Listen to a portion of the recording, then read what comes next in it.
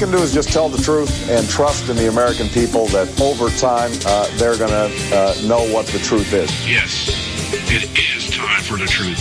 Right here, right now. This is the Conservative Syndicate. Real conservative talk from real conservatives. With your host, John Matthews. The latter-day prophet. Baying against the hypocrisies of our time. And Joe Hakos. You want answers. I want the truth. You can't handle the truth. The Conservative Syndicate is comprised of some of the most informed pundits and activists available today.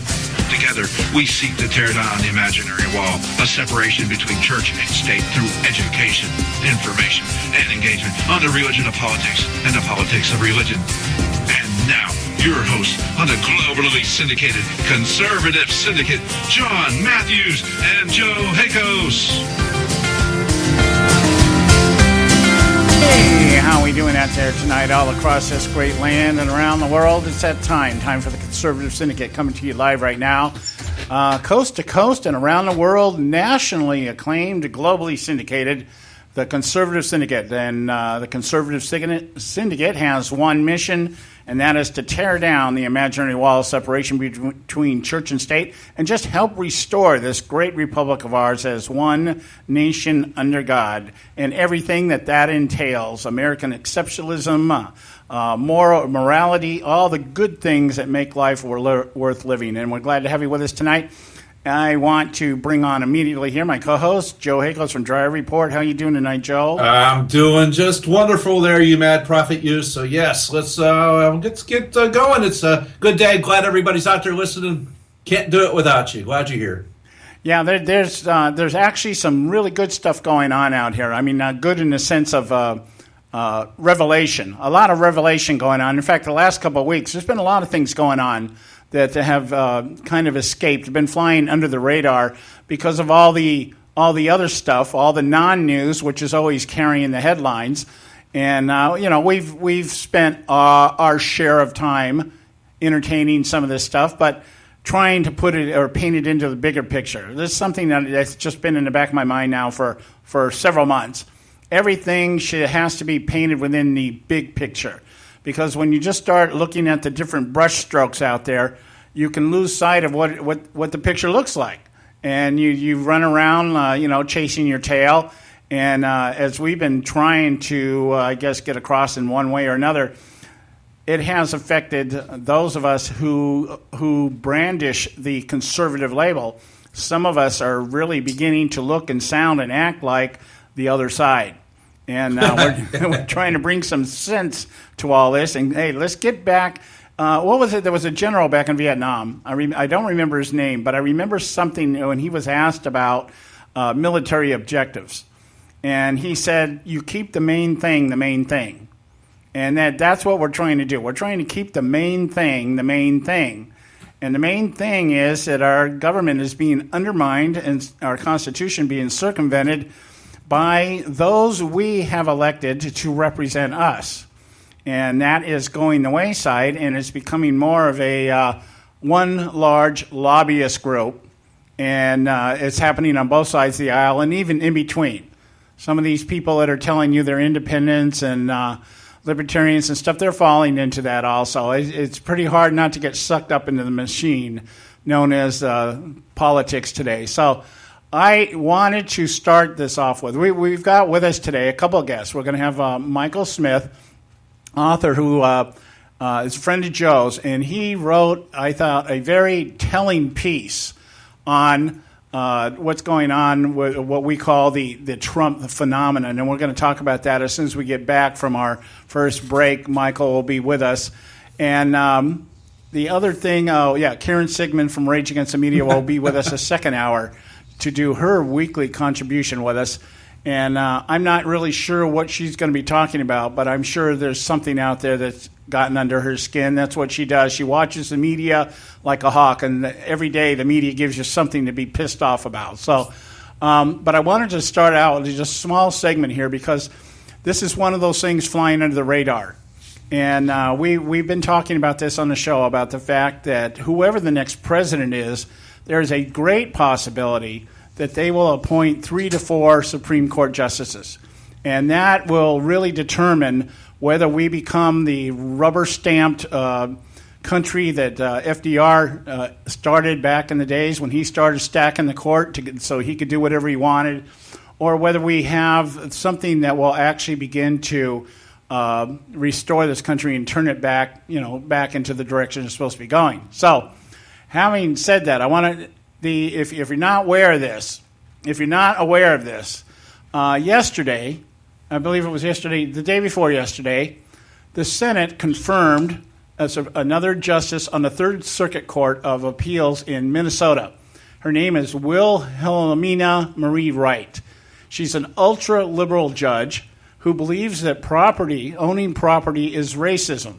That the country, the idea of owning property is the foundation on what racist America was established. Of course, that would be referring to the landowners and plantation owners, all the bad things that white people have done to the country since the inception of our republic. And she was confirmed, I believe it was 58-36. But here's the point I wanted to make. We rant and rave about the conservative or about the Republican Party, the GOP. Yeah, the Republican-led Senate. 14 senators from the Republican side confirmed this woman. 14 of them. And had those 14 gone the other way, they could have blocked this confirmation.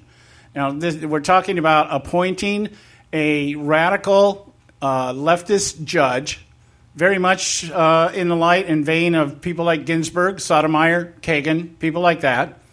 And she was passed by a 58, I think it was 58-36. I think that's the right number. That doesn't add up in my head all of a sudden real fast. I'm looking at 58-36. 6 senators abstaining from voting. 5 of them were Republicans, and Bernie Sanders also did not vote. Yeah, he didn't show up yesterday at all. Yeah, of the 5 Republicans, we got Rubio and Cruz and are out there, campaigning, stuff like that. So, but the point being is that they could have blocked this. They could have blocked this had they gone the other way. And I just want to let you know that some of the people that have been running and claim to be under the Tea Party banner, the conservative banner, the right-wing extremist banner, depending on which side you're looking at here, voted along with us, among them Joni Ernst. Remember Joni Ernst? She was going to be the new up-and-rising Tea Party star. She voted on it. Yeah, she was the one in Iowa that had the pig ad, remember? Yeah, she was the one who was going to castrate the pigs or whatever. Yeah. David Vitter from Louisiana, Joni Ernst from Iowa, Charles Grassley from Iowa, Bob Corker from Tennessee, Jeff Flake from Arizona, Daniel Coates from Indiana, Mitch McConnell from Kentucky, Orrin Hatch from Utah, Kelly Iowat from New Hampshire, Lamar Alexander from Tennessee, Mark Kirk from Illinois. Let's see, who else we got? Susan Collins, John Tester, Edward Markey. All these people are Republicans, supposed to be conservatives. Remember, we keep hearing all this now. Jeb Bush wants to run because we need a real conservative in the White House. See, it's that interchangeability that we've been talking about for so long on this show. Conservative means whatever anybody wants it to mean on any given day. And that's why we're being branded the way we are. And that's why a lot of conservatives are just as lost as liberals, that they just follow down the path here. We're going to talk a little bit today about the Trump phenomenon and Sarah Palin and some of the things that are going on with that. And this is all an effect. This is all cause and effect. And I hope you see when we get to this is that what's happening is we conservatives are being guided by the same narrative that the left has, and we're falling into the trap. We're allowing ourselves to get sucked into the emotion of the moment rather than the reasoning behind it. So we're going to talk about that when we get back. It's time to go on a break right now. And when we do come back, we'll have Michael Smith with us. So stay with us right here at the Conservative Syndicate. Don't go away. You can catch all our archives at theconservativesyndicate.net. The Conservative Syndicate. Real conservative talk from real conservatives. When our water heater broke down last month, it was a nightmare. It took 5 hours for the plumber to show up, and he charged us a couple of $100 just to come out. Then it cost another $1,800 to put in the new water heater. By the time it was all said and done, I felt like I'd been taken. But what else could I do? The smartest thing you can do is get a home warranty from American Residential Warranty. Their home warranties pay to repair or replace all your major appliances when they break, and they will break, and at the worst possible time. Call American Residential Warranty right now for free information on home warranties starting at just pennies a day. Don't wait for your refrigerator to stop running or your ceiling fans to stop turning. Call American Residential Warranty right now. Ask how you can save up to 50% on washer and dryer coverage. Just call 1-800-790-5960. That's 1-800-790-5960. Again, 1-800-790-5960. Call now. Prices are for base buildings only. May not be available in some areas. Attention business owners, do you want a stimulus package that really works? Before you spend thousands of dollars more than you should on your next building project, listen to this. General Steel has a stimulus package designed to help you save as much as half the cost of conventional construction on your next building. As much as half. That's right. General Steel can save you thousands of dollars with a pre-engineered steel building designed for your business or church. How about a 50 by 100 foot building for under $30,000? So don't pay thousands more than you should without calling General Steel first and save as much as half the cost and time of conventional construction. With the projected demand for steel in Japan and China, prices may be skyrocketing. 877-927-3360. 877-927-3360. 877-927-3360. Limited time offer, 24-month commitment and credit qualification require cancellation fee, auto pay, and paperless billing, and other restrictions apply. If you can't see the difference, why pay the difference? Switch to Dish for the best deal in entertainment. Only Dish brings you the best in entertainment for less than $20 a month. Cut the cable and don't get directed. Switch to Dish because at just $19.99, Dish saves you every time you turn on the TV. It's so simple. The same channels cost less with Dish. So since you can't see the difference, don't pay the difference. Switch to Dish for the best deal in entertainment. Get premium movie channels free for 3 months, starting at just $19.99. Dish saves you every time you turn on the TV. Call now to save with Dish. Dial 1-800-600-1645. That's 1-800-600-1645. The same channels for less than $20 a month. Dish. Call 1-800-600-1645 for details. Folks, if you're like me, you don't place a whole lot of trust in today's media for the real truth and facts regarding the volatile world of finance and politics. When I want the real scoop on money, I go to the most trusted source I know, my good friend and colleague, Bob Cardoso. Bob is a noted expert with a PhD in international finance who airs his nationally known, globally syndicated show, Robert Cardoso Live, daily, Monday through Friday from 4 to 6 p.m. Pacific Time. With Bob, you'll get the right information at the right time from someone who knows his business and can help you make the right decision concerning yours. Again, Bob airs daily, Monday through Friday from 4 to 6 p.m. Pacific Time. Visit his website at robertcardosolive.com for information regarding stations and topics. That's robertcardosolive.com. Check Bob out. You'll be glad you did.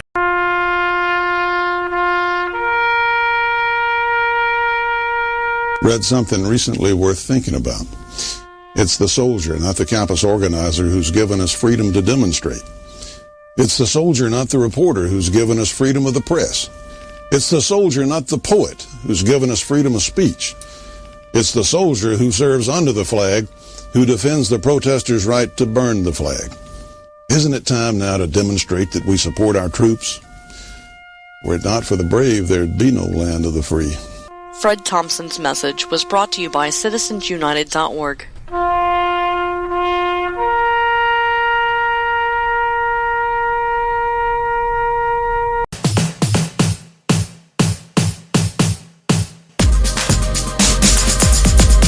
Hey, we're back, and you're listening to the Conservative Syndicate, real conservative talk from real conservatives. I'm your host, John Matthews, along with my co-host, Joe Hakos from Dryer Report.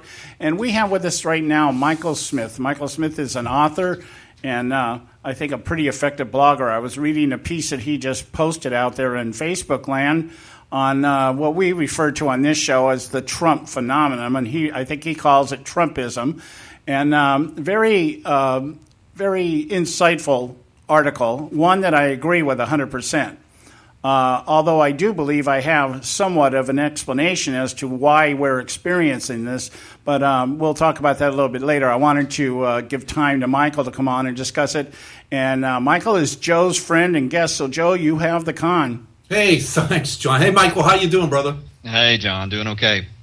Hey, man, Mr. Smith is a businessman, and he's an author, and most importantly, he's an American. So, hey, I'm glad you're here with us today, brother. So, hope you're keeping warm wherever you're at.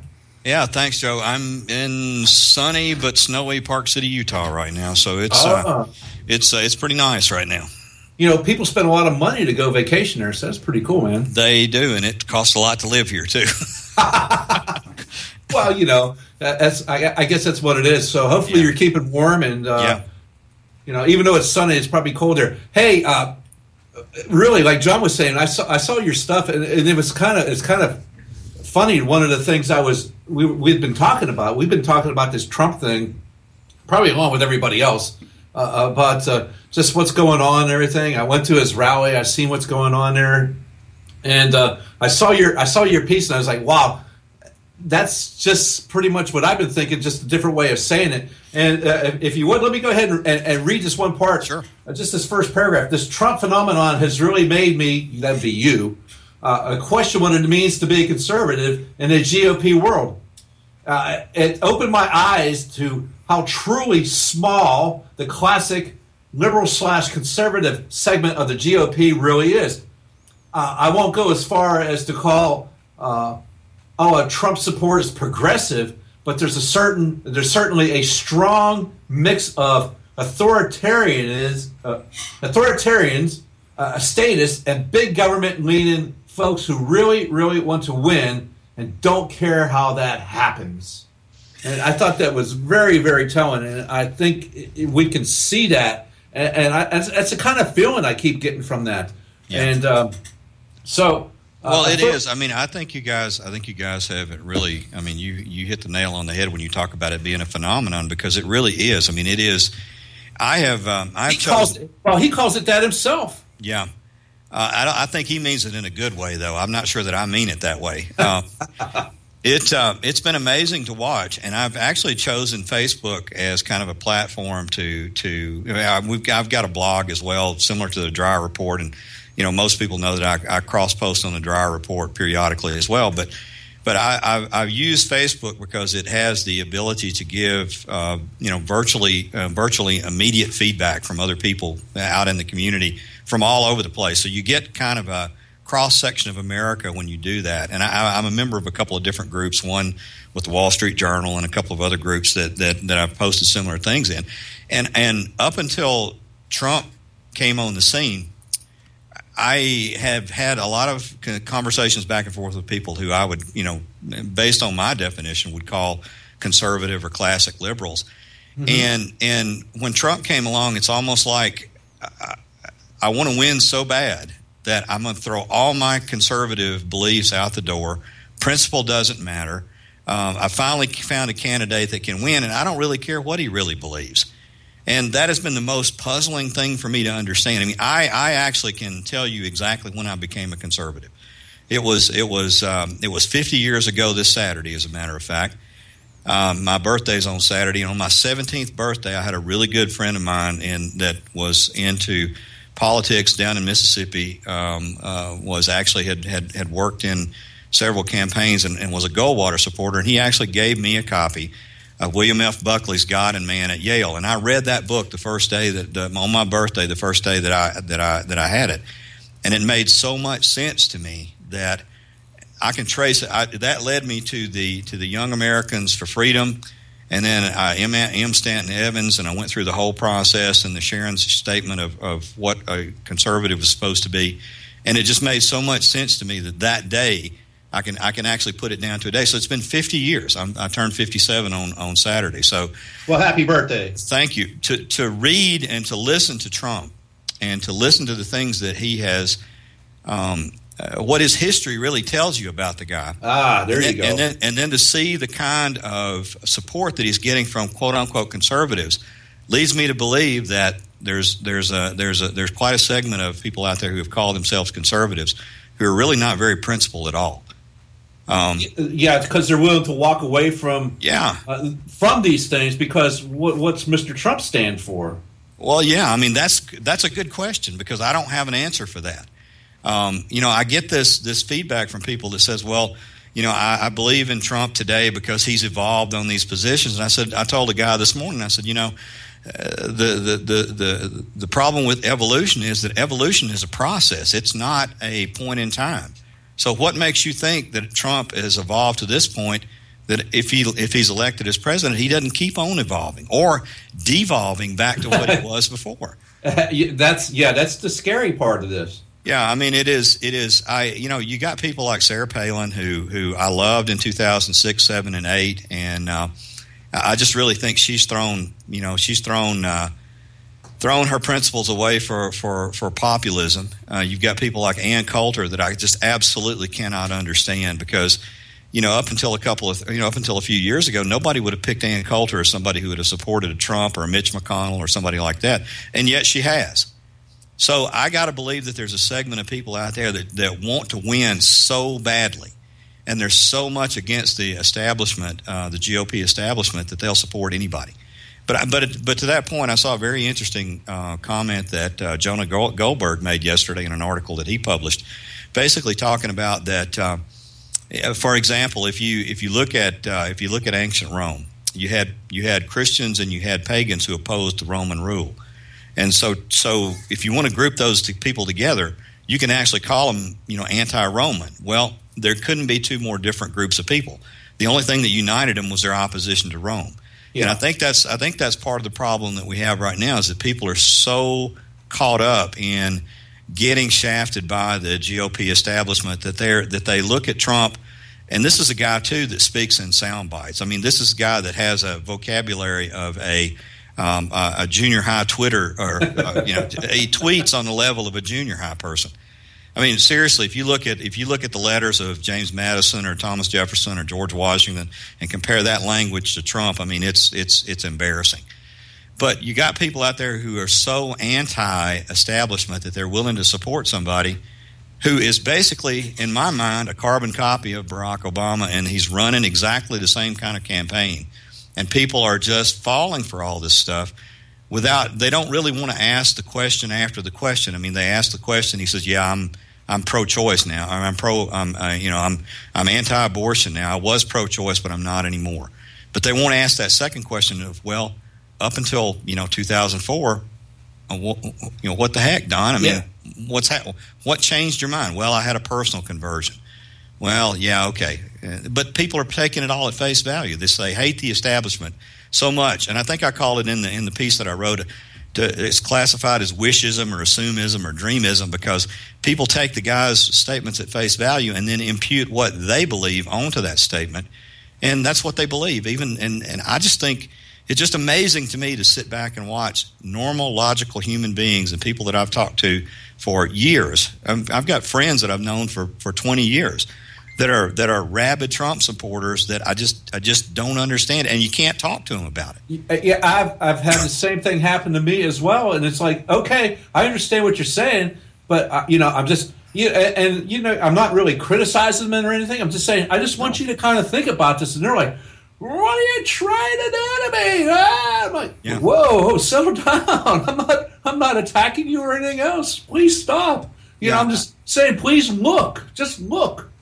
Well, and it truly is. I mean, it's almost, if you look at it, and through the analysis that I've done on it over the last several months, I've come to the realization that it really is a democratic political model brought over to the GOP side.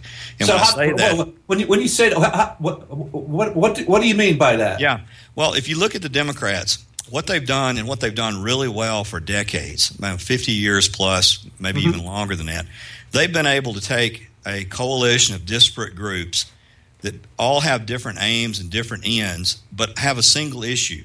And people like Bill Clinton and Johnson before, and people like that have so been you mean like women's health issues? Well, I mean, if you look at some of the things that the groups that they've got, like if you've got unions that support Democrats, you've got environmental groups that support Democrats.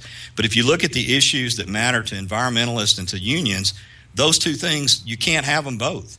Yeah, you can't have industry and heavy industry and jobs and all this kind of stuff, and yet also meet the environmentalist goals of basically these guys are misanthropes almost. They don't want humans on the face of the planet. So we see that. We kind of see that now with Obama. You can't have industry like coal, and so you can see the war on coal, but then again.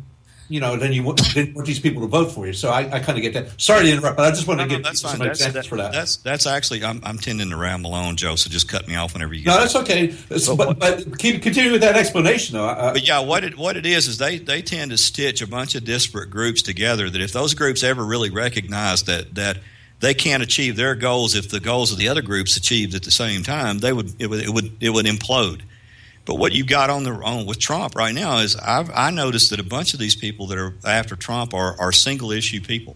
It's I hate illegal immigration. Okay, I get that, and that group is willing to bend on abortion because they hate illegal immigration. Yeah, they want to stop the illegals. They believe Trump is such a great businessman; he can turn the economy around. Even though 90% of what I've heard him talk about from an economic perspective, he couldn't even do anyway. I mean, the president just doesn't have the power to do those kind of things.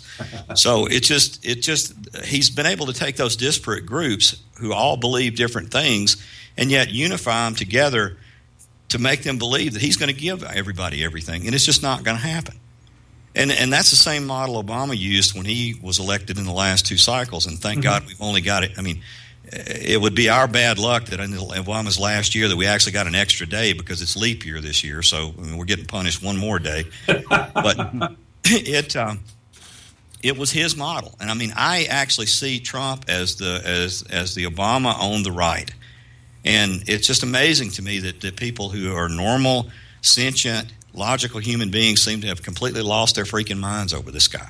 So basically, if I can surmise, is basically we replaced "Yes, we can" with "Make America Great Again," and they don't care. It's just they're just going along, and because we know how they were almost like mind-numb robots with Obama. With the, yes, we can, and they were like, Obama's going to pay for my mortgage and everything else, and my car payments, and I will never have to worry about anything ever again, and blah blah blah. And I get the same response when I talk to people about Trump. I mean, I get the same emotional level response, dismissing all logic. Nothing Trump says matters. Nothing in his history matters, and that's how we got Obama. And I mean, that's dangerous. My point to people is that how we win matters. I mean, how we actually achieve power in the government matters, and it is no better for a leftist to trample on the Constitution than it is to have a person on the right trample on the Constitution. Quote unquote right, yes. Yeah, I mean theoretical right. Let's just put it that way. Yes. Because it's, Trump's not a conservative. People like, I haven't really decided who I'm going to support yet, but I'm 99% of the way to Ted Cruz. And if you look at Cruz has objective evidence in his history of conservatism. He is a conservative. He may be a slick lawyer, but you look at his history, and the guy has a history of conservatism. You look at Trump doesn't have that history. Actually, his history is the opposite. Yeah, absolutely. It is the opposite. And you got people that will say, well, he's not a politician, but Trump's been on the inside game of the politician. I mean, that's another point. Somebody said, well, we want to elect him because he's not a politician. I said, you don't have to be elected to be a politician. Some of the best business people I know are politicians. Absolutely. He knows politics. He's just not been elected. Politics is not exclusive to government. Yeah. So, hey, Michael, we're going to come up on a break here. So we're going to have to pick this up again when we come after the break. And I'm thinking John has something he wants to bring up when we come on back. So I think John's standing ready to go there. I don't know. John, are you still awake there, buddy? You ready to go do the break thing, man? Yeah, we will. Let's take a short break here. Take a short break, pay some bills, and we'll be right back with myself, John Matthews, Joe Hickos, and Michael Smith. Stay with us right here at the Conservative Syndicate. catch all our archives at theconservativesyndicate.net. The Conservative Syndicate. Real conservative talk from real conservatives. Limited time offer, 24-month commitment and credit qualification require cancellation fee, auto pay, and paperless billing and other restrictions apply. If you can't see the difference, why pay the difference? Switch to Dish for the best deal in entertainment. Only Dish brings you the best in entertainment for less than $20 a month. Cut the cable and don't get directed. Switch to Dish because at just $19.99, Dish saves you every time you turn on the TV. It's so simple. The same channels cost less with Dish. So since you can't see the difference, don't pay the difference. Switch to Dish for the best deal in entertainment. Get premium movie channels free for 3 months, starting at just $19.99. Dish saves you every time you turn on the TV. Call now to save with Dish. Dial 1-800-600-1645. That's 1-800-600-1645. The same channels for less than $20 a month. Dish. Call 1-800-600-1645 for details. Attention taxpayers! If you've received a notice from the IRS or state, do not ignore it. It's also a big mistake to try and handle your tax problem on your own. If you owe back taxes, it's a fact that the government has the power to take everything you own, including your home, business, wages, savings, and your freedom. But here's the good news. There's a special toll-free tax hotline set up especially for you. This tax hotline will tell you about new programs that are geared to help you dramatically settle, reduce, or eliminate what you owe. But you have to call now. Take down this number or put it in your cell phone. But call 866-761-0959. 1-866-761-0959. When you call, you get free information on how you can reduce or eliminate back taxes, including penalties and interest. You can also be helped if you have unfiled returns, a tax lien, wage garnishment, bank levy, or if you have been entered into a payment plan but can't make the payments. Don't make the big mistake in thinking you can ignore or handle your tax problem on your own. You can stop the collection process immediately. Call this special tax hotline today for free info at 1-866-761-0959. That's 1-866-761-0959. 1-866-761-0959.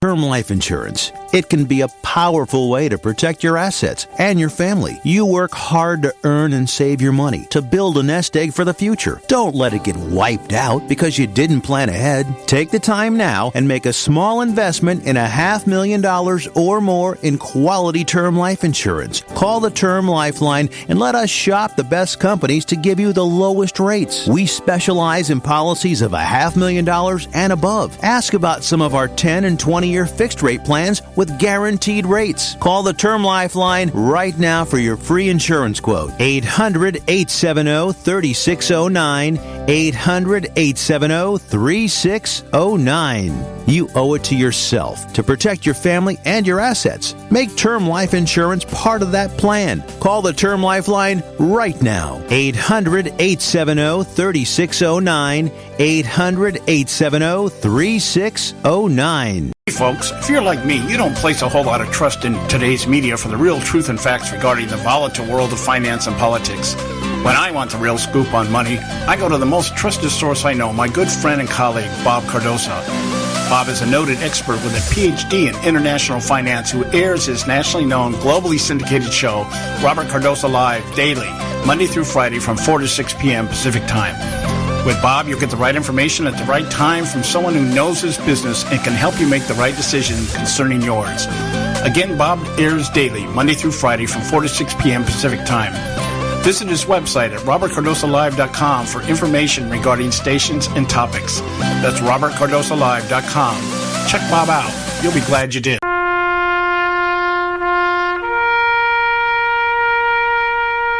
Read something recently worth thinking about.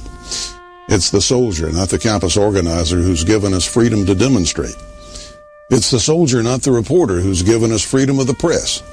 It's the soldier, not the poet, who's given us freedom of speech. It's the soldier who serves under the flag, who defends the protesters' right to burn the flag. Isn't it time now to demonstrate that we support our troops? Were it not for the brave, there'd be no land of the free. Fred Thompson's message was brought to you by citizensunited.org.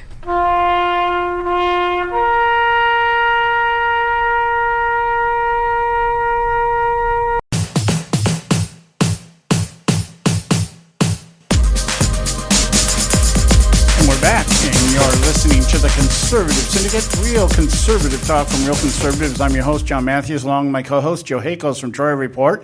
And we're talking with Michael Smith, author, businessman, and I think I can use this word proudly because it's the word I cling to, conservative operative. I like that phrase. When people call me an operative, I'm like, you're damn straight, okay? Michael's talking to us about what we refer to as the Trump phenomenon, and he calls it Trumpism. And then I will say this, Michael, I'm not referring to the Trump phenomenon in a positive sense. Yeah. I happen to agree very much with what you're saying.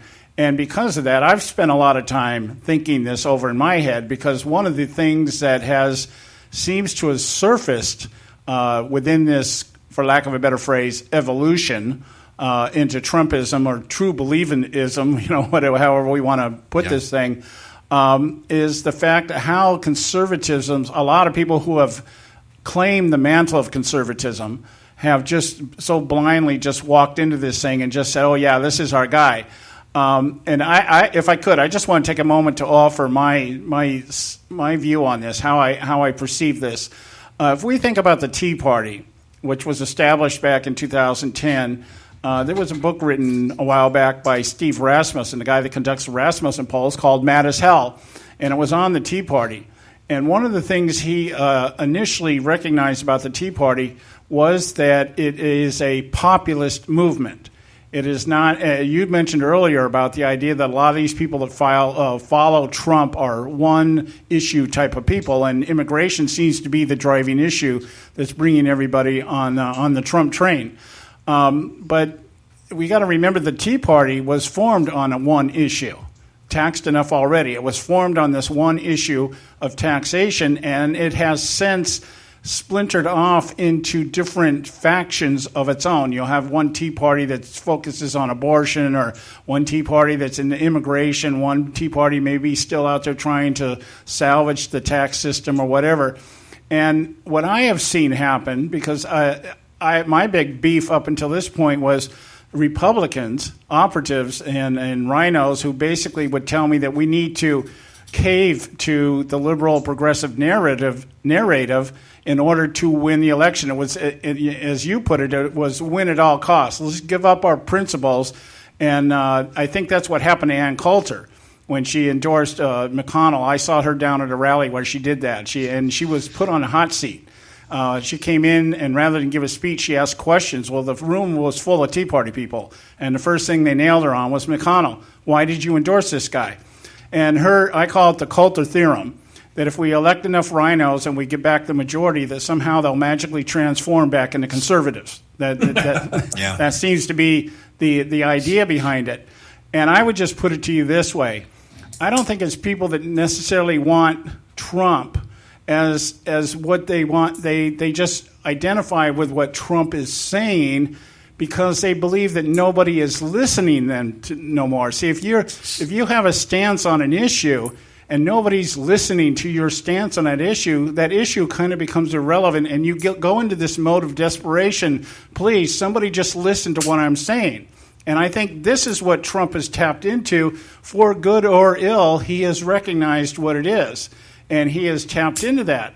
When you see, we were talking earlier on the show this week about the Reuters poll of how many, there's a vast number of people, 1 in 10 voters are people that have, never voted before, or are coming back to the polls after 10 to 20 years because Trump is voicing what they believe or what they feel they've been left out of. So I think what Trump is doing is he is helping at least to recapture the narrative. Now, how that narrative plays out once he's in power, that's a scary thought, because I agree. I think this guy is Obama with a bad haircut. Yeah. And so I definitely agree that he wants to do things by decree, just like Obama does. And that's not going to be good because, his big argument is Ted Cruz can't get along with anybody. Well, what makes Trump think he's going to get along with the establishment any better? So because he's part of them. Because he, so that's what my thought is that it's not so much what people, really care that much about what Trump believes or what he wants to do once he's elected. It's the fact that he's given voice in a way that nobody else has had the balls to do it. And that in and of itself has turned us into this emotionally driven faction of true believers that, let's just stop the bleeding. And we just got to do something to stop the bleeding. Will somebody just listen to what I'm saying? And I think that is what has allowed him to carry the narrative. So that's my take on it. No, John, I think you're right. I mean, I didn't mean to speak of single issue people as a pejorative, because you're right. I mean, we did the Tea Party was formed based on too much taxes and too much fealty to government, and it when it really gets right down to it, it all comes back to economic freedom, because you really can't have personal and political freedom if you don't have economic freedom. So people are trying to work through that, but I completely agree with you. I mean, Trump has tapped a keg of just true anger, and it's on the right side, because we have not been listened to since the Reagan administration. I think you're starting to hit something that's real important there, Michael. I think it's because of what the Republicans have done for the past 20 years. Easily 20 years, they have refused to listen to the people that are putting them in the office. And so now you have this guy here who's saying these things. And like John said, I just want you to listen to me, hear me. And he's mouthing what they want to, he's telling them exactly what they want to hear. Well, and it's on the right instead of the left this time. Yeah, too, Joe. If you look at really the history of what's happened since, say, 2010 in the congressional elections. If you look at the congressional elections, the House and the Senate, they have been driven by Tea Party issues. I mean, the Tea Party basically has set the agenda and actually delivered control of Congress over to the Republican side, and yet the Republicans have done nothing in return. They're afraid to shut government down. They're afraid to do anything that other than go along to get along, and that's not what they were elected to do. Exactly. And then the ones who stand up and do what they said they were going to do are vilified. I mean, people like Mike Lee and from Utah here, and Amash and Ted Cruz. I mean, Cruz is vilified for not getting along with anybody, but that's what we sent him there to do. Absolutely, and it makes you wonder. It's like, that's a bad thing. He can't get on. People don't like him. Nobody likes him. Right? Well, no. Nobody likes him. The people that he does not get along with in D.C. don't like him, and that's like you just said. That's exactly why he was sent there. That's why we sent him. He's doing what he was told to do. Well, there's another component to do that. There's another component that I've been looking at too, and it's probably to me, and I'm probably as much a classic liberal as anybody on immigration. I'm for legal immigration. I'm not for illegal immigration. I mean, I'm for a free market system. I mean, I'm about as a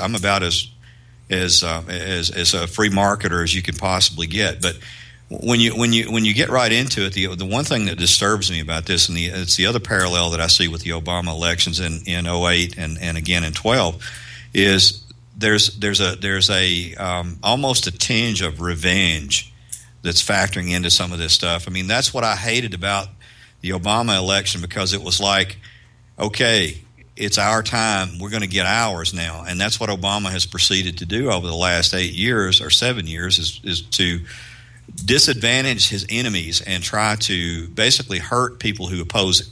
And that's what scares me about Trump on the right, because I see some of the same thing, people saying, okay, you haven't listened to us for the past 10 years. It's time for us to get ours now. And we don't care if we do the same things that the Democrats do. We're just going to get our piece of the pie. There and you that's go. really what scares me, because we get into this pendulum of each successive administration trying to outdo the other one and beat the crap out of the other one. And it's not the right thing for the country. I mean, our elected leaders in Washington swear to protect and defend and uphold the Constitution of the United States. I have only heard Trump utter the word Constitution one time, and it was in conjunction with the Second Amendment. And I think I put that in the piece that I wrote. If you look at his announcement speech, it was over 6,300 words long, and the word Constitution was not mentioned a single time. Yeah, that disturbs me. Well, absolutely, and rightfully so. Which makes it important that we get this thing right.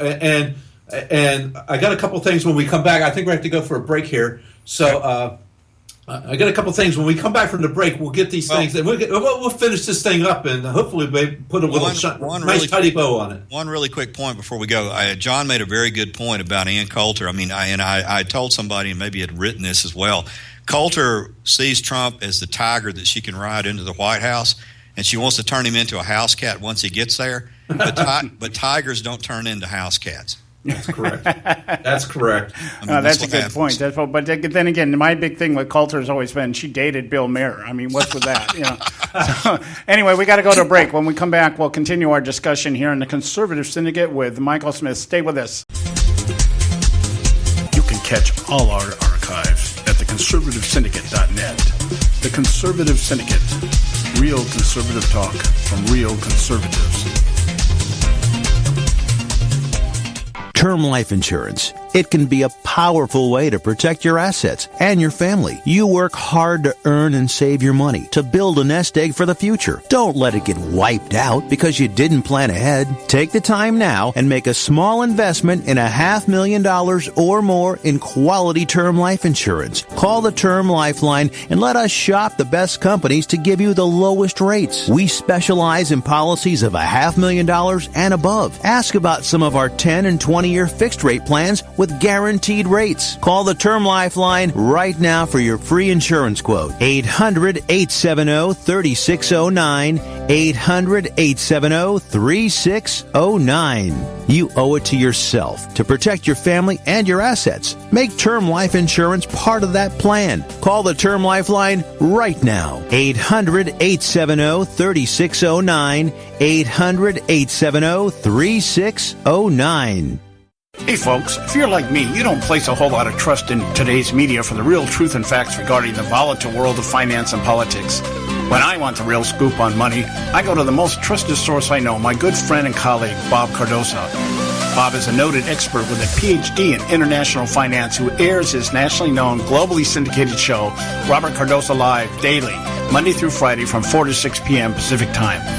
With Bob, you'll get the right information at the right time from someone who knows his business and can help you make the right decision concerning yours. Again, Bob airs daily, Monday through Friday from 4 to 6 p.m. Pacific Time. Visit his website at robertcardosolive.com for information regarding stations and topics. That's robertcardosolive.com. Check Bob out. You'll be glad you did.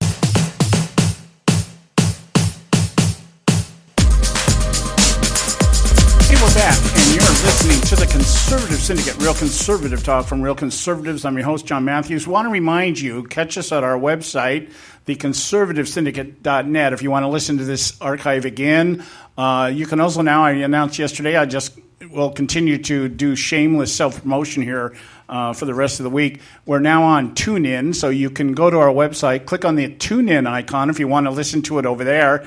But we do everything on our website that everybody else does. You can hear us live. If you're listening to us right now there, you can catch our archives. Find out what you want to know about our panel. Just go to our website, theconservativesyndicate.net. We have with us Michael Smith, author, businessman, and he's written, I think, a really exceptional piece on Trumpism, and we're just trying to make some sense of it in terms of, I just see so many conservatives almost transforming or morphing into true believers just instantaneously, just because of what I said earlier, just out of frustration, just like somebody please pay attention to what I'm saying here. And it's kind of like, let's stop the bleeding. That's been the general thing, is let's do something to stop the bleeding.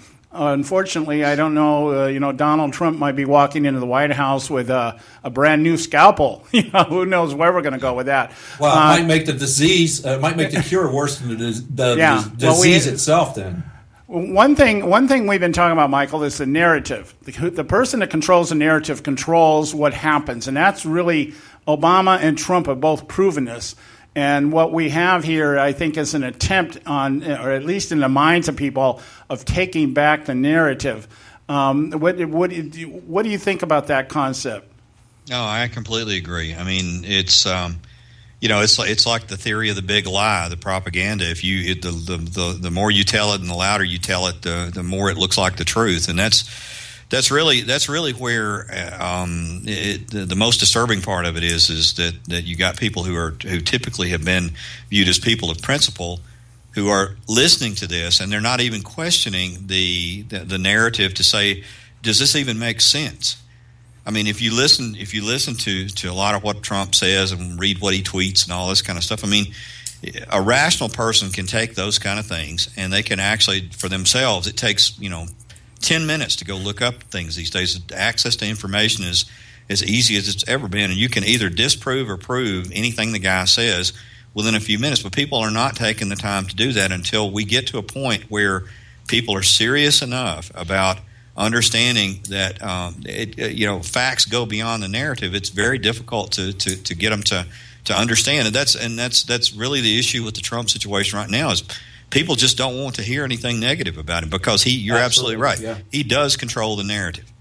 Yeah, and to your point, Michael, what you said the prior segment, talking about the revenge thing. We want to be able to get our pound of flesh in. Yeah, and that was my point I was making the other day. Is Mr. Trump says he's going to do this, and he's going to do that, and he's going to do this, but he never explains how he's going to do it. Right. And basically, some of the things he says he can't do. The only thing he could do is the same thing that Barack Obama does, which is issue executive orders, which is exactly why people are upset now. So it's more of the same, but it's okay because our guy is doing it? Yeah.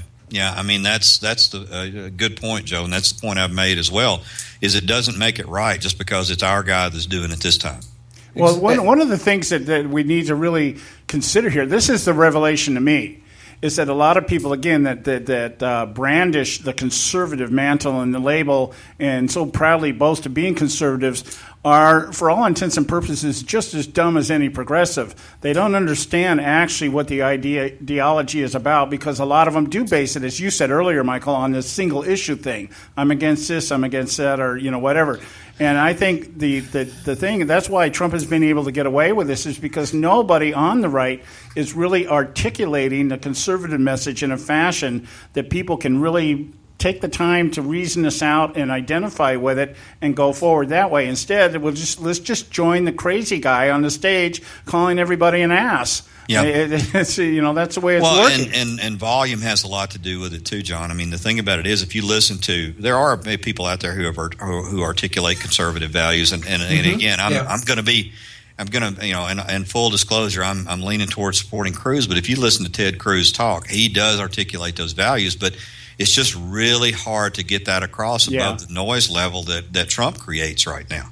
Yeah, because the sensationalism of a Trump garners more headlines than the articulation of the conservative message. Well, the conservative message is dull. I mean, really, it's not as exciting as what Trump. Right. The things that Trump. I'm going to build a border wall, and Mexico's going to pay for it. I mean, that has a lot more cachet to it than.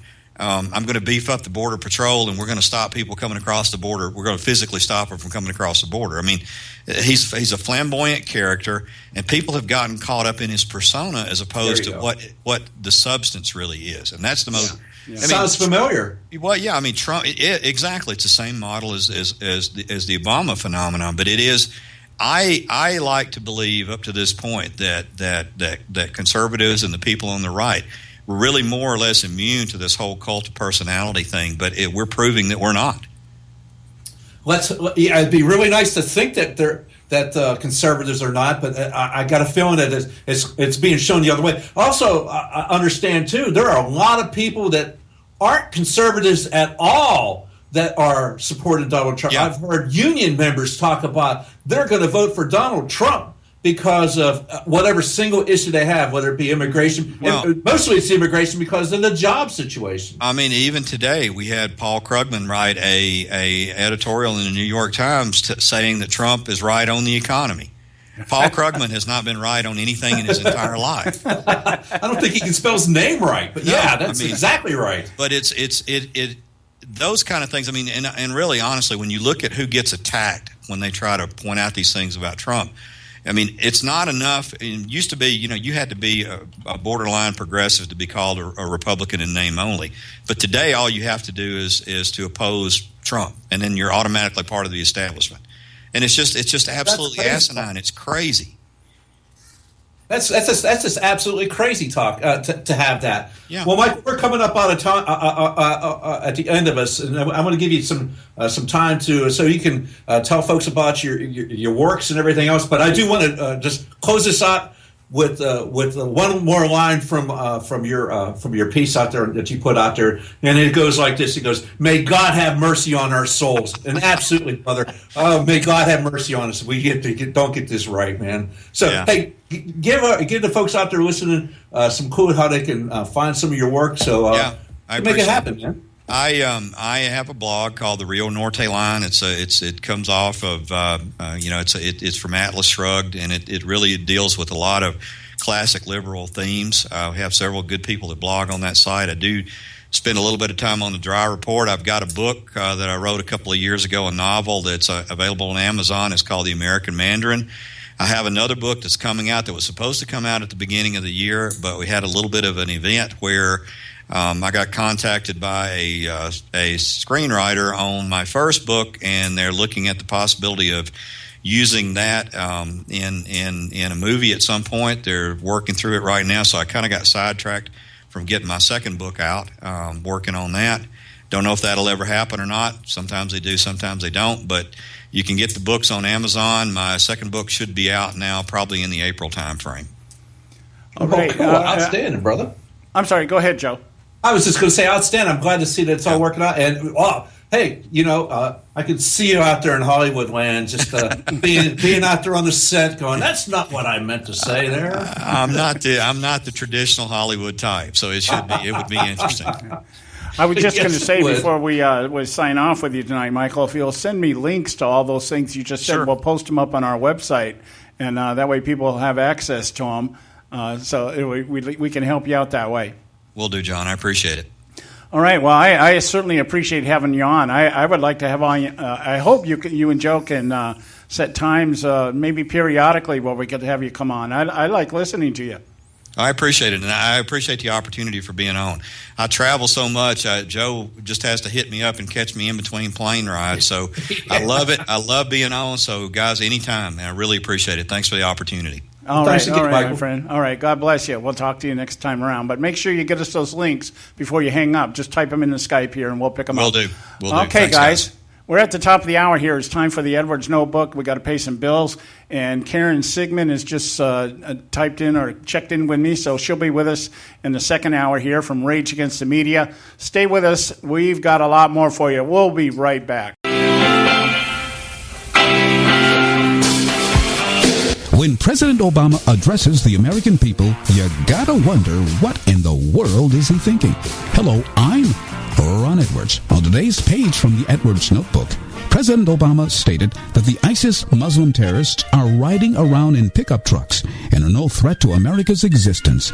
Now, we all know that is a total fabrication, considering the fact that ISIS terrorists and others are committing dastardly acts of warring brutality against all they come across, especially women, Christians, and black people whom they love to customarily enslave and torture. It is also common knowledge that ISIS terrorists are in America, wandering around looking to and fro, seeking to kill, steal from, and destroy. Also, when Obama says that the economy is doing well with plenty of jobs, doesn't he realize that all we have to do is talk to business owners who have had to cut back their staffs because of the gruesome impacts of Obamacare, and that America's standard of living is now lower than any time since the Korean War? I will tell you this, he probably thinks Americans are not too bright. After all, Obama, who disdains America, was elected twice. I'm Ron Edwards.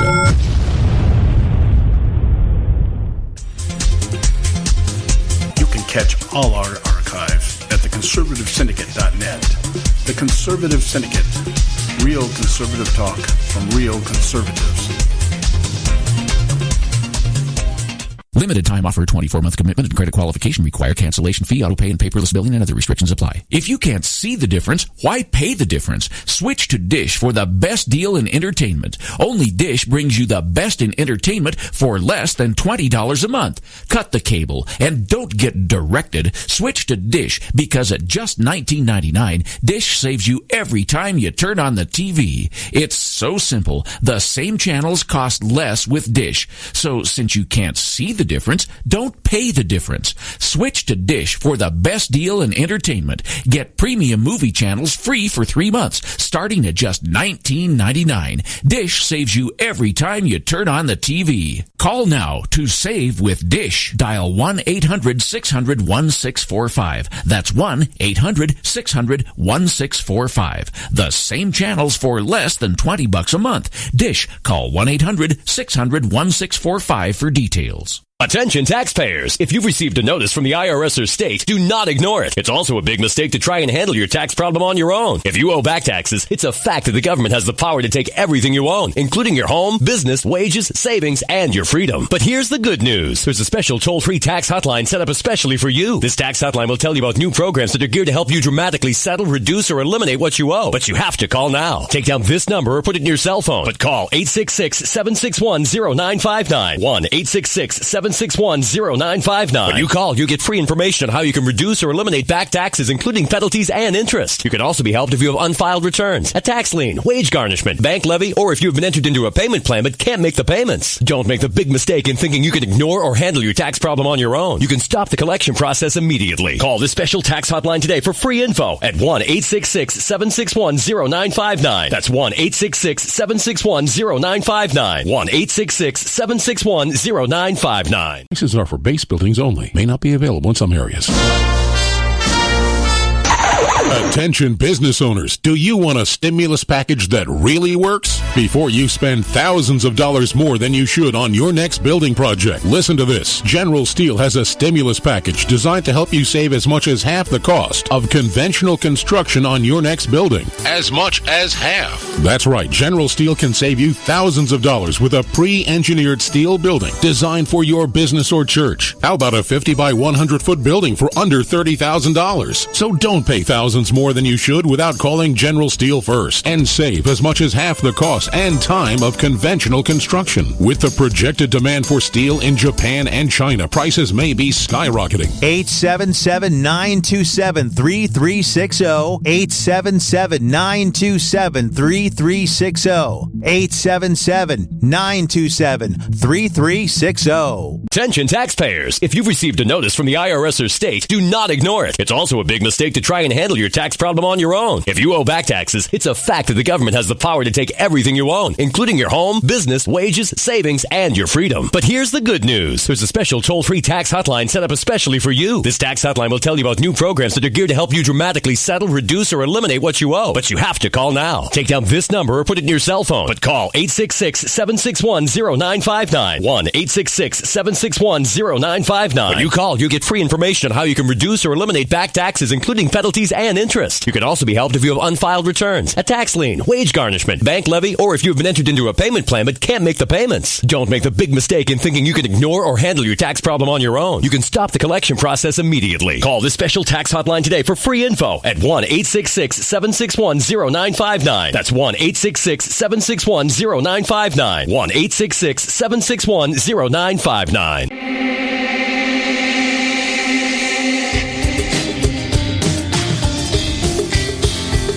Hey, all you can do is just tell the truth and trust in the American people that over time they're going to know what the truth is. Yes, it is time for the truth.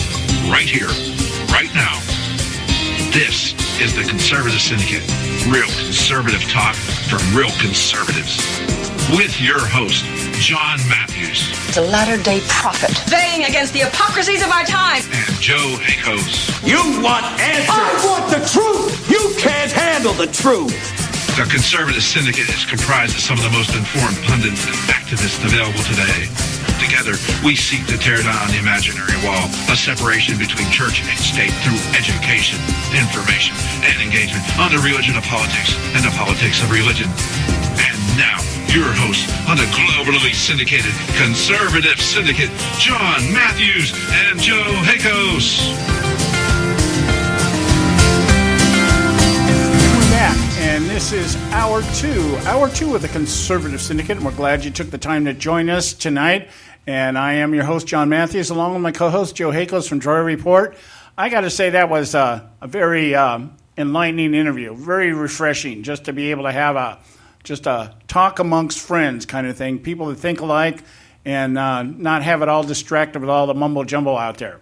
And even though we were talking about mumbo jumbo, and yes, but I think it's a very important conversation that needs to be out there, and it needs to get more exposure, because it is kind of a little bit scary what's going on. I think it's just starting to head maybe into a wrong direction.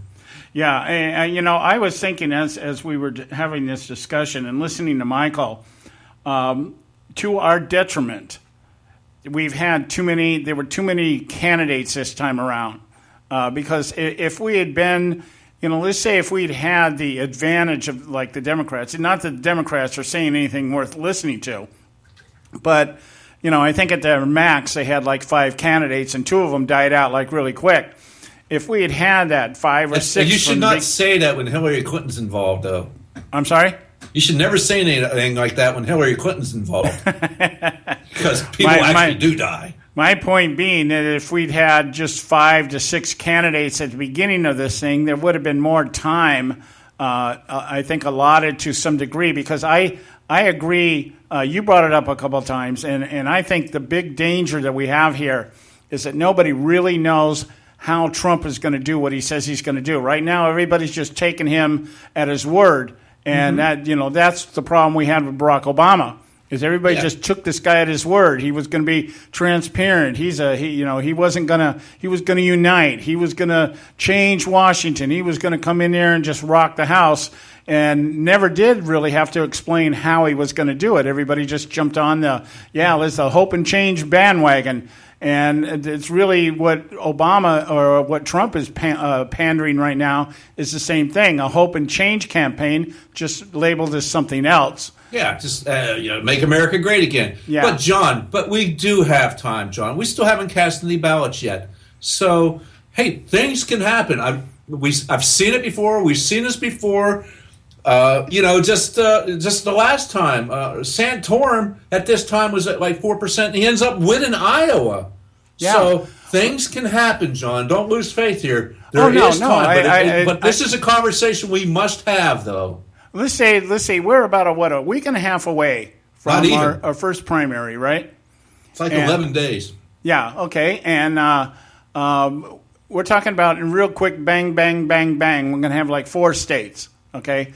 And I'm curious, after that primary is over, after those primaries are over and we start counting the ballots and whatever, and we say, okay, I'm hoping what happens is we have just a lot of the candidates just say, okay, enough is enough, and they bail out. And then we do still have a couple of debates before Super Tuesday, am I correct? Well, there's supposed to be one. CNN is picking up that one that NBC was booted out from, and it's like the 25th, I think, of February. Okay, so all this before Super Tuesday, which takes place correct. In March. And let's hope by that time we have it whittled down to 3 to 5 people up there so that we can get some substance, and hope that, I can't help but think in the back of my mind, I have really been commending Ted Cruz, his campaign, and the way he has just steadily built his following. He's minimized his expenses. He's run a campaign probably the way Jeb Bush thought he was going to be able to run a campaign. I think the term you're probably looking for there, John, is disciplined. Yeah, disciplined, and very disciplined, very prudent in what they do and how they do. He stayed, for the most part, out of the fray, that kind of stuff, and he's built himself a following. Now, it's going to remain to be seen how this plays out once we get into the primary season, actually voting. And I'm hoping at some point that Cruz is smart enough when he's up there, when they're debating, that he does offer some substance as to how is he going to go about doing it. How am I going to work with a Congress that nobody says I can work with? That kind of stuff. And in doing so, put Trump on the hot seat of having to counter with his own policies how he's going to do these things. And let's see how he really handles himself when it comes down to action. I mean, Trump is looking at this thing basically like building a hotel. Well, he's going, it'll be amazing. Yeah, I'm going to put people in my boardroom, and I'm going to give them the blueprint, and I'm going to say, now you guys build this. And by the way, I'm going to be out on the side every day to tell you where to put the next rivet. That kind of stuff. And that isn't going to work. That type of, because that's what we got now. That's what we got now, the government by decree. And I don't think that's what I fear the electorate. And that's why I made the comment at the close of the interview with Michael about really what we're dealing with on the right is an ignorance factor comparable to what's going on the left. Yeah, that's why I said that's the scary part. Yeah, the fact that people really don't want to hear it right now. I'm associated with some people that I won't mention for names, but very conservative, have a very large conservative network that they work with, and somewhere in the 250,000 people throughout their different groups and their networks. And they were posting out the other day on their Facebook pages, there will be no criticizing of Donald Trump or Sarah Palin. We will not tolerate any criticism. I'm like, well, why don't you just change the picture to Hillary and Obama then? Yeah. I mean, if that's what it is, if you're just so damn concerned about what people are going to say against these people, that in and of itself is a very insecure position. If they're as good as you say they are, so what if they're criticized? So what happened to honest debate? Yeah, what happened to people being able to express their views? It's like you don't have to agree with it, but geez, that isn't that the very narrative that you're screaming at right now, that nobody wants to listen to you? So it seems it's falling right into that trap, that emotional trap of let's do it. We want it our way, and the hell with everybody else. That's not going to work. That's scary. It's not going to work. We got to go to a break here. When we come back, we'll continue. Karen Sigmund from Rage Against the Media will be checking in momentarily. We'll be right back. You can catch all our archives at theconservativesyndicate.net. The Conservative Syndicate. Real conservative talk from real conservatives. Term life insurance. It can be a powerful way to protect your assets and your family. You work hard to earn and save your money to build a nest egg for the future. Don't let it get wiped out because you didn't plan ahead. Take the time now and make a small investment in $500,000 or more in quality term life insurance. Call the Term Lifeline and let us shop the best companies to give you the lowest rates. We specialize in policies of $500,000 and above. Ask about some of our 10 and 20-year fixed rate plans with guaranteed rates. Call the Term Lifeline right now for your free insurance quote. 800-870-3609. 800-870-3609. You owe it to yourself to protect your family and your assets. Make term life insurance part of that plan. Call the Term Lifeline right now. 800-870-3609. 800-870-3609. Hey folks, if you're like me, you don't place a whole lot of trust in today's media for the real truth and facts regarding the volatile world of finance and politics. When I want the real scoop on money, I go to the most trusted source I know, my good friend and colleague, Bob Cardoso. Bob is a noted expert with a PhD in international finance who airs his nationally known, globally syndicated show, Robert Cardoso Live, daily, Monday through Friday from 4 to 6 p.m. Pacific Time. With Bob, you'll get the right information at the right time from someone who knows his business and can help you make the right decision concerning yours. Again, Bob airs daily, Monday through Friday from 4 to 6 p.m. Pacific Time. Visit his website at robertcardosolive.com for information regarding stations and topics. That's robertcardosolive.com. Check Bob out. You'll be glad you did.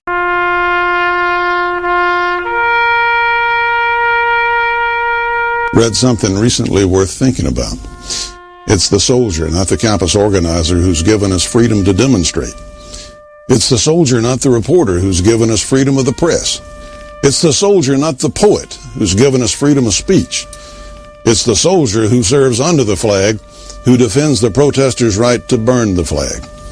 Isn't it time now to demonstrate that we support our troops?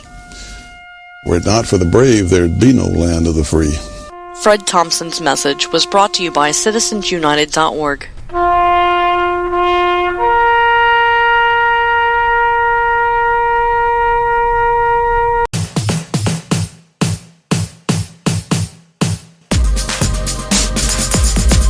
we're back, and you are listening to the Conservative Syndicate, real conservative talk from real conservatives, along with my co-host Joe Hakos, and we now have with us Karen Sigmund doing her weekly segment, and I hope not quite as frayed at the edges as she was last week. Nope. I'm in fine form today. So how are you doing, my dear? Very well. Thank you. Thank you. Busy week. Lots going on. But excellent. Well, you just mentioned here that you saw 13 Hours. What is your take on this movie? Yes, I saw 13 Hours. I don't know if you know, but Rage Against the Media was started because of what had happened in Benghazi and all the lies that led up to and included the Arab Spring and then Benghazi and everything to do with it. And I was so hopeful that 13 Hours would set some of the record straight. I don't mean accusing Hillary of murder. I don't mean laying blame squarely on Obama's shoulders, but I would expect the fact that Ambassador Stevens had requested repeatedly for increased security for the weeks, hours leading up to 9/11, for that to have been included and her refusal to have been part of it. It was such an unbelievably disappointing movie from that regard. I just can't tell you. Well, I've heard mixed reviews on it. I've heard one thing, it's not that great at the box office, but they've tried to talk about that in terms of not good marketing, the media not really talking anything about it, that kind of thing. I plan on seeing it this weekend, but I haven't heard outside of I haven't heard that many people just come out and say, yeah, this movie really rocks. Right. You're kind of confirming some of the things that I'm hearing out there, that it's not everybody, but yet it still seems to be close enough to some type of reality that the left is doing everything they can not to expose it. Well, to me, and this is, I am jaded, this is such a sore point for me, the whole Benghazi issue and Hillary and the heroism of these men, including Christopher Stevens. Their portrayal of Christopher Stevens was so belittling. They made him seem just sort of like a buffoon. He was kind of silly, that he didn't actually ask for increased security. They never showed that. They never showed his concerns. None of that. So I think they misrepresented him. They misrepresented Sean Smith, and all the burden for everything that happened fell on in two places. I think one, that we shouldn't have had a place there at all in Benghazi, because nothing to do with Islam, but because it was our presence there that got this group of young men sort of in a tizzy, and that's why they attacked. Nothing to do with Islam, nothing to do with September 11th, nothing to do with how there had been message traffic that they knew this was going to happen. So blame on the United States for being there in the first place, nothing to do with Islam. And the second one was, it really seemed that they made the fall guy for all of this not be the State Department, but the CIA. So to me, this was one of the, Obama and Hillary blamed it all on a YouTube video that deflected blame from them. Now this movie seems like the second greatest gift to Hillary, because neither her name nor Obama's appear anywhere in it.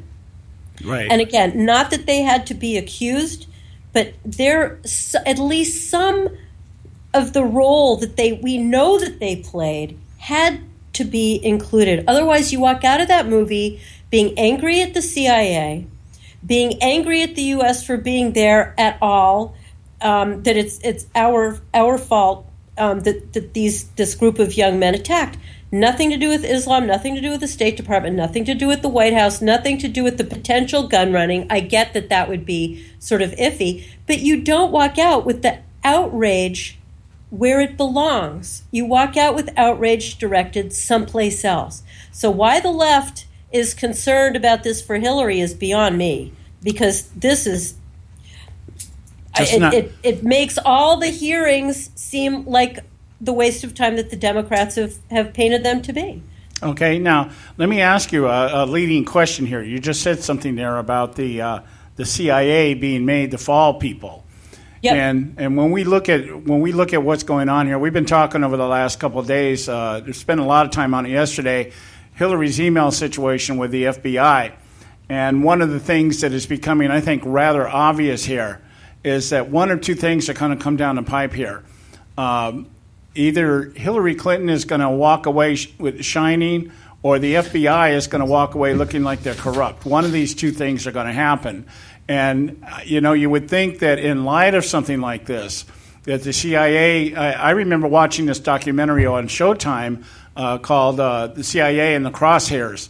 And they interviewed all 12 CIA directors are still alive.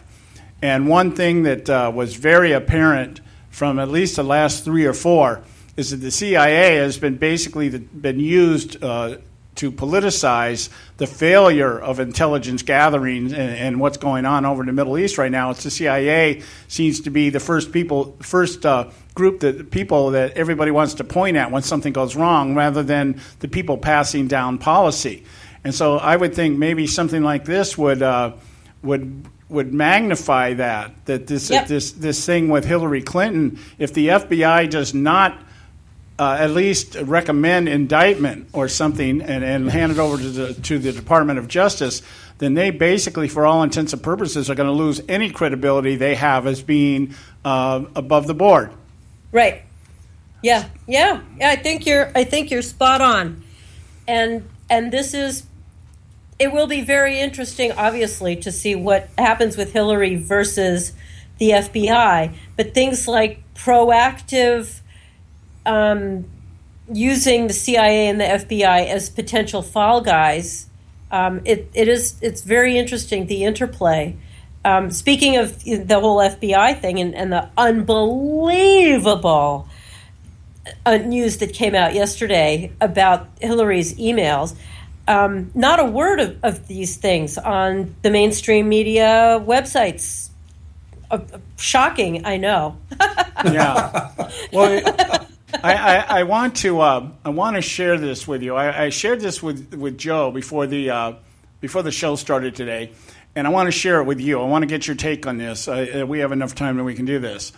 In light of what's being going on, this revelation of the Intelligence Community Inspector General Charles McCullough III sending this unclassified letter to the Senate Intelligence and Foreign Relations Committee, saying that he has sworn statements to clearance in the intelligence community that Hillary Clinton was transmitting top secret, SAP level type stuff on an unsecured server. And not only that, it was being also transmitted on a server that was going into the Clinton Foundation. And so that people were having access to stuff that should not have had it. Well, yesterday, there was a State Department briefing. And they were asked, John Toner, I believe, who's the acting, the voice of the spokeshole here for the State Department. And he was asked, I want to read you a little bit of this dialogue here. And if we get through it and maybe have you comment after the break, we'll get the conversation here, because it'll be real easy to pick up what's going on here.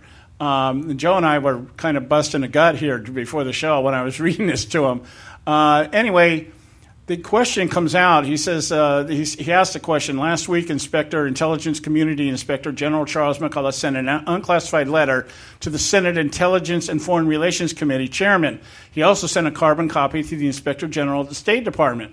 And he talks about what the letter says, and we covered that yesterday. To date, I have received 2 sworn declarations from one IC element.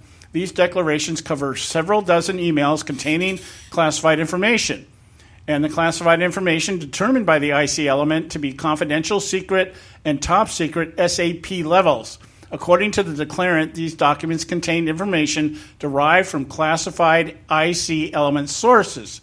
Now, he says, does the State Department in any way contest the accuracy of Inspector General McCullough's letter? Mr. Toner responds, the letter was, sure, okay, yeah, I just wanted, there was some little crosstalk there. Okay, now he says, a couple points to make. We here at the State Department are focused on, and we've said this many times, we're focused on and committed to releasing former Secretary Clinton's emails in a manner that protects sensitive information. We take this very seriously. Now, he goes on, and that's how he answers it. He doesn't answer the question. So the guy comes back and says, well, do you contest the declared statement, the sworn statement by this officer of an intelligence community element who says there were not only classified information, but there was top secret SAP information in Hillary Clinton's emails? Does the State Department contest that sworn declaration?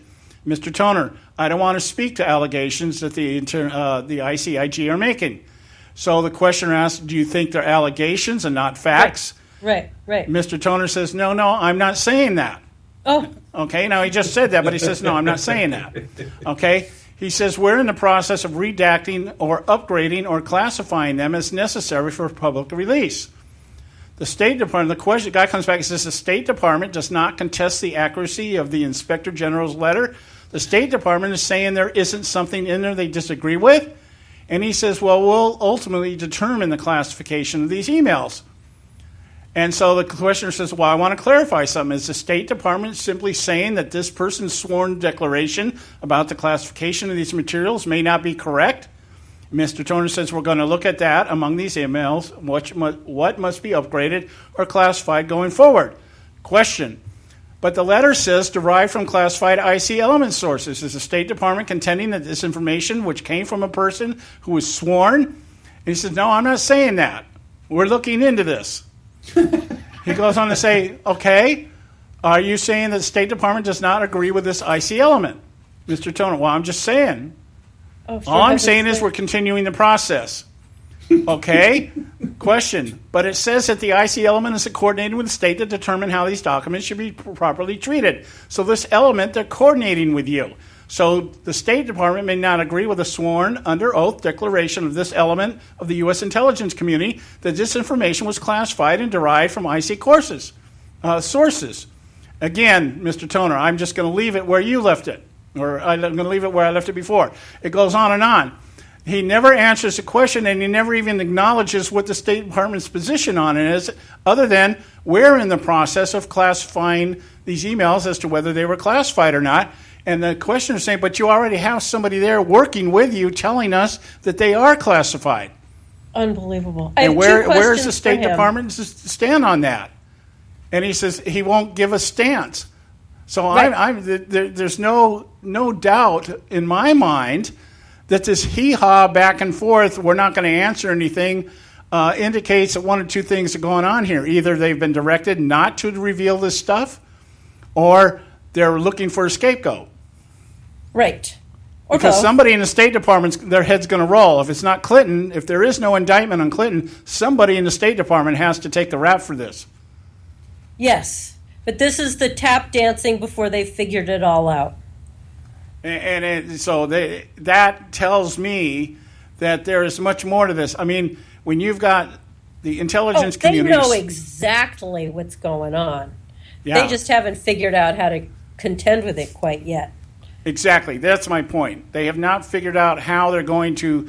How are we going to initiate damage control? Right. How are we going to admit to this with a minimal amount of damage? Right. And I have two questions for him. Would your mother be proud of you? These people don't have mothers. Well, you know what I mean, right? I mean, if this were my child, well, it wouldn't be my child. This level of dishonesty, of prevarication, of obstruction, of twisting. This is obviously not a kid who was brought up with a mother with a strong hand. I don't mean that literally, but who did not discipline her child ever. and who was brought up thinking that the lie is as good as the truth as long as it serves a purpose. And I find this so, maybe it's because I'm back in the classroom, but I see everybody as a kid, you know, even if they're not a kid now, they were a kid at one time. And how does somebody allow her child to grow into a man that can say that stuff?